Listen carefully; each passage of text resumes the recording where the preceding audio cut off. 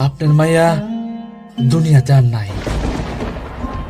3 দিন আগে নদীতে তার লাশ পাওয়া গেছিল। আমরা বেওয়ারিশ ভাইবা দাফন দিয়া দিছিলাম। এই কথা শোনার পর শিরিনের পরিবারে যেন আকাশ ভেঙে পড়ল। তাদের কান্নায় চারপাশের বাতাস ভারী হয়ে উঠেছে। পরে জানা গেল শিরিন সাঁতার জানতো না। নদীর ঘাটে পা পিছলে সে পানিতে পড়ে গিয়েছিল। আপনার মাইয়া দুনিয়াতে আর নাই। 3 দিন আগে নদীতে তার লাশ পাওয়া গেছিল।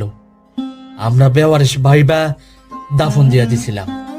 এই কথা শোনার পর শিরিনের পরিবারে যেন আকাশ ভেঙে পড়ল। তাদের কান্নায় চারপাশের বাতাস ভারী হয়ে উঠেছে। পরে জানা গেল শিরিন সাঁতার জানতো না। নদীর ঘাটে পা পিছলে সে পানিতে পড়ে গিয়েছিল।